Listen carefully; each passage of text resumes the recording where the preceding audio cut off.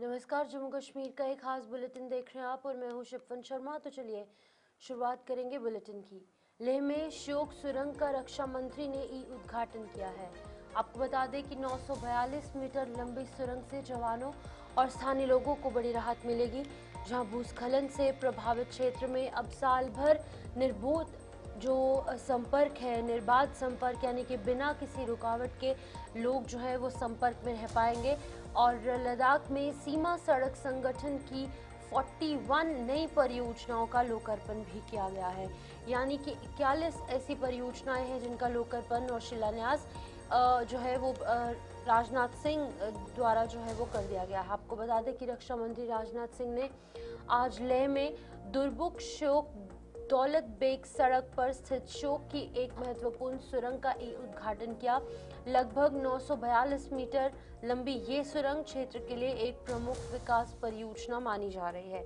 वहीं अधिकारियों के अनुसार ये सुरंग नेता के जवानों के साथ साथ स्थानीय नागरिकों की आवाजाही को काफी हद तक आसान बनाएगी। ये क्षेत्र लंबे समय से मानसून के दौरान भूस्खलन की समस्या से प्रभावित रहा, जिससे यहाँ पहुंचना अक्सर कठिन हो जाता है।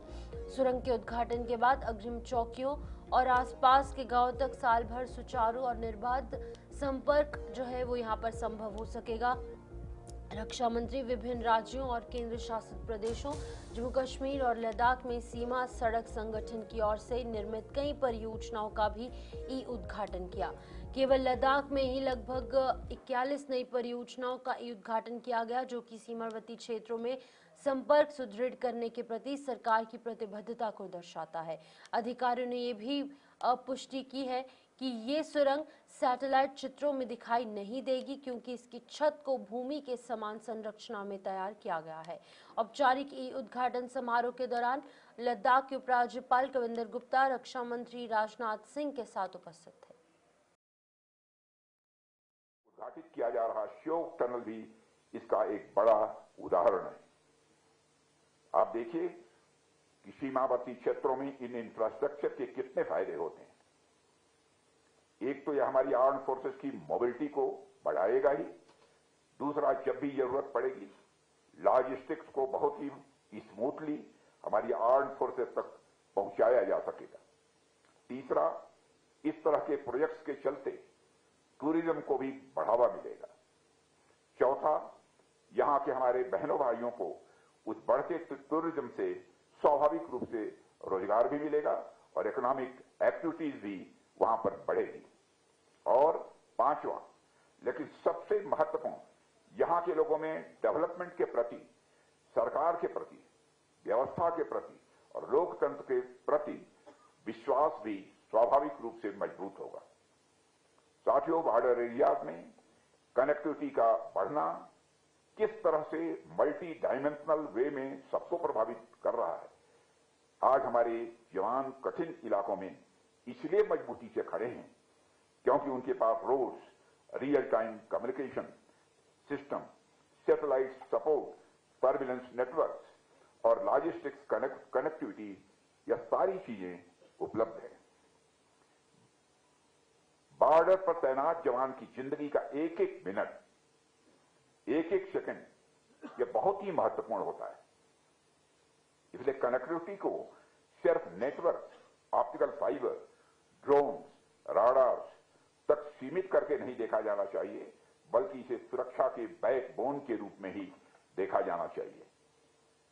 और भारत जिस तेजी से अपने border roads, tunnels, smart fencing, integrated command centres और सर्विलेंस सिस्टम्स को मजबूत कर रहा है, वह इसी बात का प्रमाण है कनेक्टिविटी और सिक्योरिटी अब एक दूसरे से अलग नहीं रह गए हैं। साथियों, आज जब मैं लद्दाख में कम्युनिकेशन और कनेक्टिविटी की विशेषता पर बात कर रहा हूं, तो मैं आपसे इसकी जरूरत पर भी कुछ बातें करूंगा। आज यदि मैं हमारी सेनाओं से मिलने देश के किसी भी कोने में पहुंच जाता हूं, तो यह मजबूत कम्युनिकेशन और कनेक्टिविटी की वजह से ही संभव हो पाता है। जैसा कि मैंने पहले भी कहा था, कम्युनिकेशन को सिर्फ इंफ्रास्ट्रक्चर से जोड़कर नहीं देखा जाना चाहिए। यह बहुत व्यापक शब्द है। कम्युनिकेशन समाज की शांति, हार्मनी और बहुत ही आवश्यक है। समाज के हर वर्ग के बीच में और समाज के हर वर्ग तथा सरकार के बीच में लगातार कम्युनिकेशन का यह सिलसिला चलते रहना चाहिए। डिप्लोमेसी हो, सामाजिक संबंध हो या परिवार हो, अगर कम्युनिकेशन कमजोर हो जाए तो संबंध प्रायः कमजोर पड़ जाते हैं। इसलिए हमारा हमेशा यह प्रयास रहा है कि लद्दाख समेत जितने भी बॉर्डर एरियाज हैं उनके साथ हमारा कम्युनिकेशन और कनेक्टिविटी और अधिक मजबूत हो।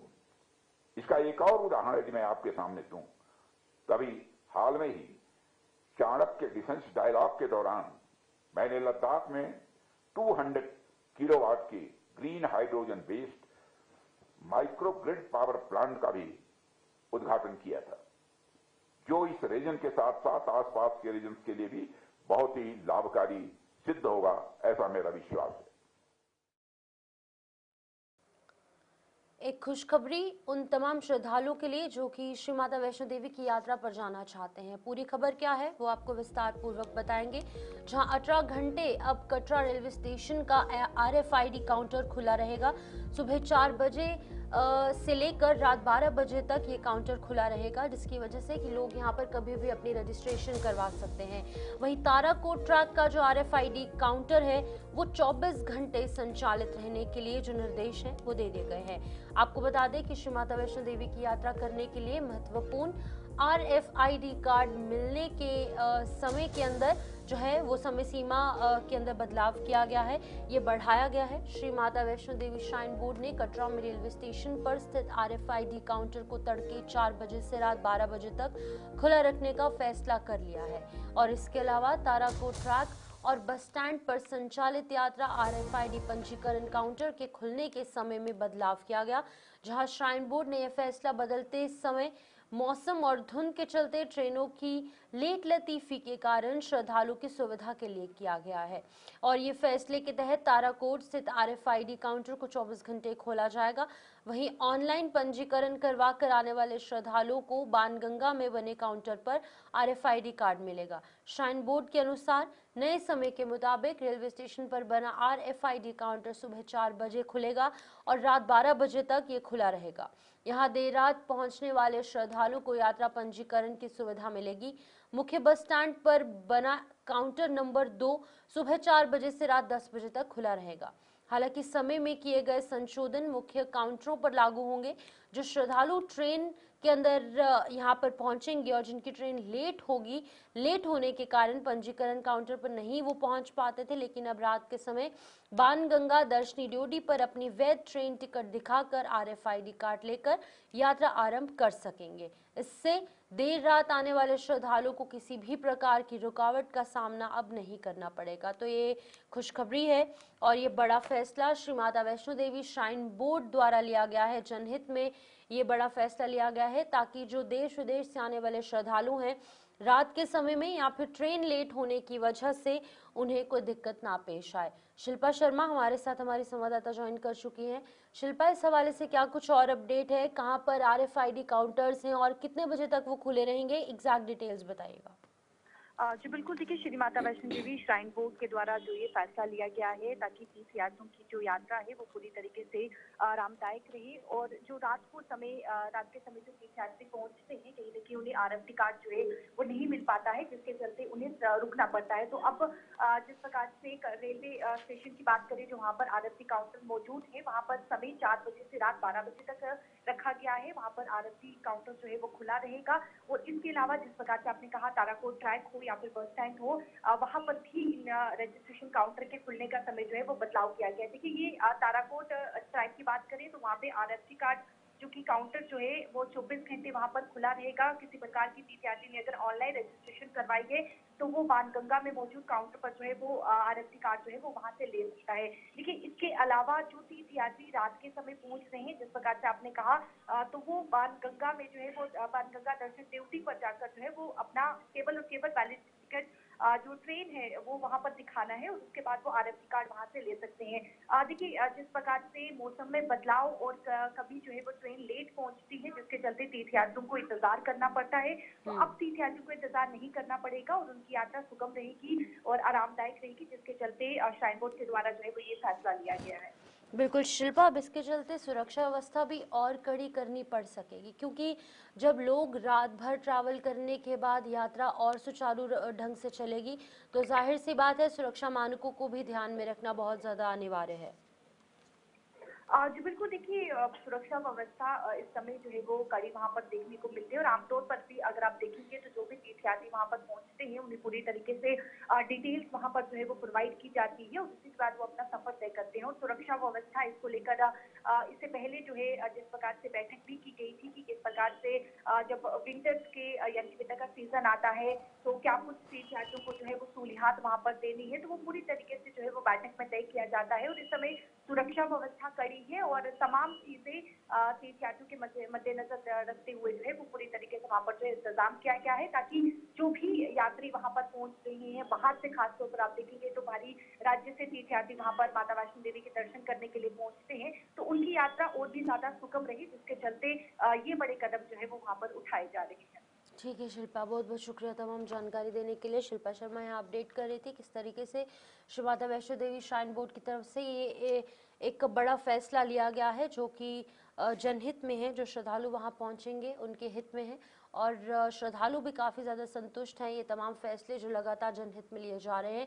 और ये फैसला इसलिए भी लिया जा रहा है क्योंकि ठंड और कोहरे के कारण, धुंध छाने के कारण ट्रेन लेट हो रही है और जो लोग बसेस से यहाँ पहुँचते हैं उनको भी कहीं ना कहीं देरी हो रही है। इसके चलते ये तमाम बड़े फैसले यहाँ पर लिए गए।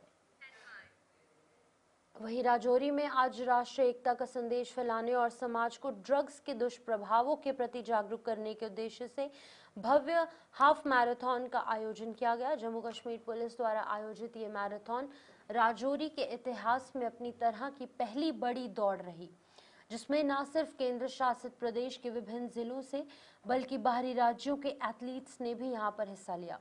प्रतियोगिता को 3 कैटेगरीज के अंदर यहाँ पर रखा गया था, जिसमें कि 5 किलोमीटर, 10 किलोमीटर और 21 किलोमीटर में इन जो दौड़ है उन्हें बांटा गया है। जहां आपको बता दें कि इसके अंदर प्रतिभागियों ने जबरदस्त जोश के साथ दौड़ लगाई। कार्यक्रम की शुरुआत जिले के डिप्टी कमिश्नर अभिषेक शर्मा और एसएसपी राजौरी ने संयुक्त रूप से फ्लैग ऑफ कर की। पूरे आयोजन के दौरान युवाओं में खास उत्साह देखने को मिला, जबकि पुलिस द्वारा नशा मुक्त समाज के संदेश को भी प्रमुखता से यहां पर उजागर किया गया। शानदार प्रदर्शन करने वाले धावकों को अंत में समापूर्वक सम्मानित भी किया गया।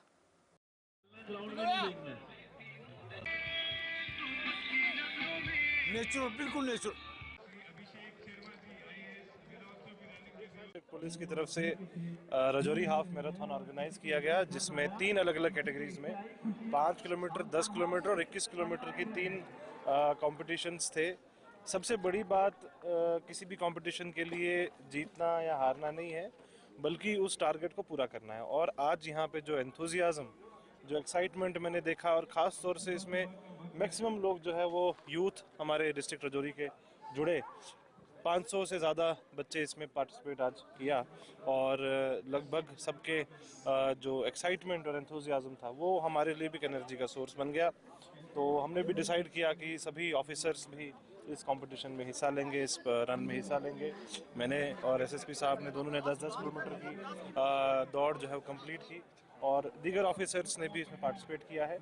और एक ही मैसेज मेरे को लगता है कि इस राजौरी हाफ मैराथन का सिर्फ एक मैसेज नहीं है, बल्कि जिस तरीके से एक कोई भी एथलीट अपने लाइफ में डिसिप्लिन के साथ काम करता है और तब जाके वो कॉम्पिटिशन्स में अलग अलग कैटेगरीज में हिस्सा लेता है, तो वो डिसिप्लिन एक तो हमारी जो यंग पॉपुलेशन है, यूथ है, उसके अंदर बढ़ाने की ज़रूरत है, क्योंकि डिसिप्लिन्ड वर्कफोर्स ही कोई न कोई रिज़ल्ट ला सकती है। इसके साथ साथ अपने में नशा से दूर रखने के लिए भी एक सोर्स का काम करती है। और इसके अलावा जो बाकी as a district headquarter promote करना है, राजौरी को एक प्राइड की फीलिंग मिली इस मैराथन से। इस मैराथन से इंस्पायर होकर हमें लगता है कि और ऐसे इवेंट्स डिस्ट्रिक्ट राजौरी में किए जा सकते हैं, जिसमें ना सिर्फ डिस्ट्रिक्ट के बल्कि जम्मू कश्मीर के दूसरे इलाकों से और बाहर से भी, आज यहाँ पे कुछ एथलीट्स जो है वो देश के अलग अलग हिस्सों से भी आके पार्टिसिपेट किया। तो ये भी एक हमारे लिए गर्व की और फख्र की बात है कि राजौरी में आके ऐसे लोग जुड़ रहे हैं, एथलीट्स जुड़ रहे हैं। और आने वाले टाइम में मेरे को लगता है कि ऐसे और इवेंट्स, ऐसे और प्लेटफॉर्म्स मिलेंगे। देखें, मैं जम्मू से बेसिकली प्रोफेशन तो मेरा एजुकेशन है, मैं एजुकेटर हूँ, बच्चों को पढ़ाता हूँ, बट बाय पैशन मैं एथलीट हूँ। और जम्मू में क्या पूरे इंडिया में I generally run with Indian flag and we have a group जिसका नाम है इंडियन फ्लैग रनर्स। श्रीनगर में, कारगिल में, लद्दाख में हम most of the time flag के साथ रन करते हैं। बहुत अच्छा इनिशिएटिव है। In fact we should be grateful to DIG साहब जो खुद एक एथलीट भी हैं, उनका ही इनिशिएटिव है जिसके कारण आज यहाँ राजौरी में मुझे लगता है ये पहली बार इस तरह का इवेंट हो रहा है। एंड आई होप कि ऐसे इवेंट कंटिन्यू रहे ताकि यहाँ का यूथ जो है वो अपनी एनर्जी को चैनलाइज कर सके। नेचुरल, बिल्कुल नेचुरल। राजौरी की तारीख में पहली बार जम्मू कश्मीर पुलिस राजौरी की तरफ से हाफ मैराथन का एहतमाम किया गया, जिसमें जम्मू कश्मीर नहीं बल्कि बैरून रियासत से भी खिलाड़ियों ने हिस्सा लिया। एसएसपी राजौरी हमारे साथ इनसे जानेंगे। सर, इस मैराथन का मकसद क्या था और कहाँ से पार्टिसिपेशन? इसका मकसद था run for unity, run against drugs, जो हमारे दो इम्पॉर्टेंट मैसेज हैं कि सबको एक साथ रहना है और जो हमारे जहाँ ड्रग्स की प्रॉब्लम है और भी प्रॉब्लम है उसका मिलजुल के सामना करना है। तो हमने देखा कि जो अक्रॉस यूटी, चंडीगढ़ से भी कुछ लोग आए हैं, इवन कल रात में मुझे एक मिला जो इंदौर से यहाँ पे आया हुआ है। तो 3 कैटेगरी में 5, 10 और 21 किलोमीटर में लोग आए थे। और जैसा आप देख रहे हैं कि बहुत सारे लोगों ने अपनी जो 5 किलोमीटर हो चाहे 10 किलोमीटर, 21 किलोमीटर ख़त्म भी कर लिया, कुछ लोग इन प्रोसेस भी हैं। तो एक काफ़ी अच्छा माहौल है। और जो हमारी कोशिश है कि हम ड्रग्स के अवेयर एक मैसेज को कर सकें, बाकी जो अदर समस्या है उनको एक मैसेज कर सकें और सारे लोगों को एक साथ ला के एक प्लेटफॉर्म पर ला के और एक कॉमन जो एक हमारी फाइट उसको रख सकें। तो यही मैसेज के साथ ये मैराथन थी। और आप देख रहे हैं कि अभी लोग आ रहे हैं, कुछ फिनिश कर रहे हैं, कुछ अपने मेडल के साथ सेलिब्रेट भी कर रहे हैं। तो ये पर्पस है। एक चीज़ देखना, कितनी रजिस्ट्रेशन रही और कितने लोग एक्स्ट्रा भी बाद में शामिल हुए? रजिस्ट्रेशन पहले 1000 के आसपास को रजिस्ट्रेशन थी, लेकिन जैसा आपके माध्यम से हमने मैसेज दिया था तो बहुत सारे हमारे राजौरी के जो लोग हैं जो रजिस्ट्रेशन नहीं कर पाए थे किसी कारणवश, और जो रनिंग के शौकीन हैं जो हमारे मैसेज को थे वो आए और काफ़ी नंबर में लोगों ने पार्टिसिपेट किया। और अभी भी देख रहे हैं कि लोग आ रहे हैं, जा रहे हैं, तो काफ़ी अच्छा एक पार्टिसिपेशन रहा। Thank you sir. आज सुबह से ये सिलसिला देखने को मिला। हालांकि 3 कैटेगरियों में इस मैराथन का एहतमाम किया गया था। 5, 10 और 21 किलोमीटर तीनों कैटेगरियों के जो दौड़ने वाले नौजवान थे वो इस वक्त वापस राजौरी पुलिस लाइन में पहुंच चुके हैं। राहुल सुतुल के साथ जमशेद मलिक, गुलिस्तान न्यूज़, राजौरी। पुंछ में ऑपरेशन सिंदूर के समापन के बाद पहली बार भारतीय सेना ने एक नेशनल इंटीग्रेशन टूर का आयोजन किया है, जिसके तहत विभिन्न क्षेत्रों से चयनित युवाओं को पुंछ से देहरादून तक एक शैक्षिक और प्रोत्साहन यात्रा पर ले जाया जा रहा है। यहाँ ये जो टूर है, ये टूर आज 93 इन्फेंट्री ब्रिगेड की कमान में पुंछ ब्रिगेड मुख्यालय से हरी झंडी दिखाकर रवाना किया गया, जहां सेना अधिकारियों के अनुसार इस साल का उद्देश्य युवाओं को राष्ट्रीय मुख्यधारा से जोड़ना, देश की सांस्कृतिक और सामाजिक विविधता से परिचित करवाना और शिक्षा, राष्ट्रीय एकता और सकारात्मक सोच के प्रति जागरूक बनाना है। उन्होंने बताया कि ऐसे कार्यक्रम युवाओं में आत्मविश्वास, देशभक्ति और सकारात्मक दृष्टिकोण विकसित करने में बेहद सहायता जो है वो यहाँ पर मिलेगी। यात्रा में शामिल प्रतिभागियों और उनके परिवारों ने भारतीय सेना का आभार व्यक्त किया। तो एक छोटा सा स्टेप है हमारी तरफ से, बाकी आपकी उड़ान बाकी है, ठीक है ना। A small step is a giant leap for the memories, यादगार बनाए, उस चीज को अपने आप में शामिल करना है, ठीक है। And I wish you all very best when you go from here. Take care of. ये एक ऑपरेशन था जो इंडियन आर्मी के अंडर है, ओपी सद्भावना करके। ऑपरेशन सिंदूर के बाद हम बॉर्डर एरिया के लोग हैं, हम खास करके पुंछ के लोग हैं जो वो काफ़ी मुतासर हुए थे। तो लेकिन इंडियन आर्मी ने ऑपरेशन सिंदूर के बाद एक ऐसा कदम उठाया है कि हमारे पुंछ के काफ़ी सारे स्कूल, सभी स्कूल से कुछ बच्चे नॉमिनेट किए गए, फिर उनको आज यहाँ से देहरादून के लिए लेकर जाया जा रहा है। नाम गरिमा सूदन है और मैं नानक अकेडमी की स्टूडेंट हूँ। हम एक ऐसी डिस्ट्रिक्ट से बिलोंग करते हैं जो बॉर्डर के बिल्कुल साथ लगती है, जिसकी वजह से हम स्टूडेंट्स को इतनी अपॉर्चुनिटीज़ नहीं मिलती आगे बढ़ने के लिए। हमारी ड्रीम प्लेसेस जैसे कि लबासना और IMA उनको रियलिटी में टर्न किया है। आज इंडियन आर्मी के द्वारा एक नेशनल इंटीग्रेशन जा रहे हैं। आर्मी ने हमें ये अपॉर्चुनिटी दी है and we are so grateful for this opportunity. हाँ, ऑपरेशन सिंदूर के बाद ये पहला हो रहा है, तो बच्चे मतलब सिर्फ बच्चे नहीं, पुंछ के काफ़ी लोग ट्रॉमेटाइज हो चुके हैं इस चीज़ से। तो उस फेज से बाहर निकलने के लिए एक ऐसा ट्रिप होना बहुत इंपॉर्टेंट था और we are so grateful for this. मेरा नाम याशना सूदन है, मैं गर्ल्स हाई सेकेंडरी स्कूल से हूँ। आज हमारे लिए बहुत प्राउड मोमेंट है कि हम इंडियन आर्मी के साथ इतना बड़ा टूर में जा रहे हैं। काफ़ी लोगों का ये सपना होता है लबासना IM में, बट हमें इंडियन आर्मी वहाँ पर लेके जा रही है, हमें सब कुछ दिखाएगी। ये एक एजुकेशनल टूर है, एक स्कूल से हो, और मैं इंडियन आर्मी का थैंक यू करती हूँ जिन्होंने हमें ये टूर में जाने की अपॉर्चुनिटी दी। हम लबासना और IMA में जाएंगे, वहाँ से हम एक्सपीरियंस लेके आएंगे, वहाँ का कैसा एक्सपीरियंस है, ताकि हम अपने फ्यूचर के लिए प्रिपेयर रहें। तो चलिए फिलहाल बुलेटिन में इतना ही, दीजिए इजाज़त, नमस्कार।